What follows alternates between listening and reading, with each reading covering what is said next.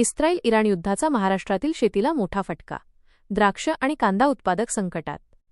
नाशिक, सांगली, पश्चिम आशियातील इस्रायल आणि इराण यांच्यातील वाढत्या तणावाचे तीव्र पडसाद आता थेट महाराष्ट्राच्या ग्रामीण अर्थव्यवस्थेवर उमटू लागले आहेत. या युद्धजन्य परिस्थितीमुळे भारतीय निर्यातीवर गदा आली असून नाशिक आणि सांगली जिल्ह्यातील शेतकरी मोठ्या आर्थिक संकटात सापडले आहेत.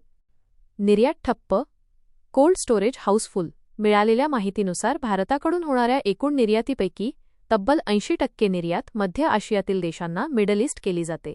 मात्र सध्या युद्धामुळे समुद्री मार्ग असुरक्षित झाले असून निर्यातीची साखळी पूर्णपणे विस्कळीत झाली आहे.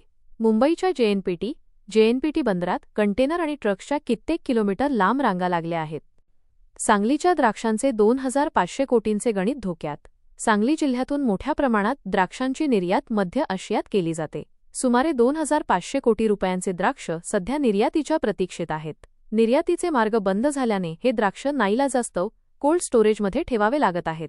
मात्र सांगली आणि नाशिकमधील बहुतांश कोल्ड स्टोरेज आता पूर्ण क्षमतेने भरले असून नवीन मालासाठी जागा शिल्लक नाही. ज्या शेतकऱ्यांच्या मालाला कोल्ड स्टोरेजमध्ये जागा मिळणार नाही त्यांचा माल खराब होण्याची भीती व्यक्त केली जात आहे. नाशिकचा कांदा आणि दुबईचे मार्केट.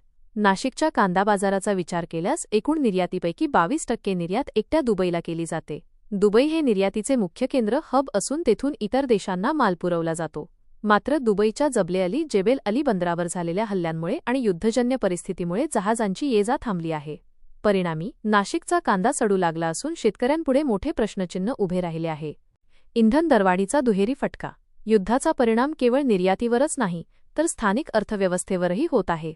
कच्च्या तेलाच्या किमतीत 10 ते 12% वाढ झाल्यामुळे इंधनाचे दर कडाडले आहेत. यामुळे वाहतूक खर्च वाढला असून सर्वसामान्यांच्या खिशाला झळ बसत आहे. इस्रायल इराण युद्धाचा परिणाम आपल्या शेती क्षेत्रावर अत्यंत विदारक होत आहे.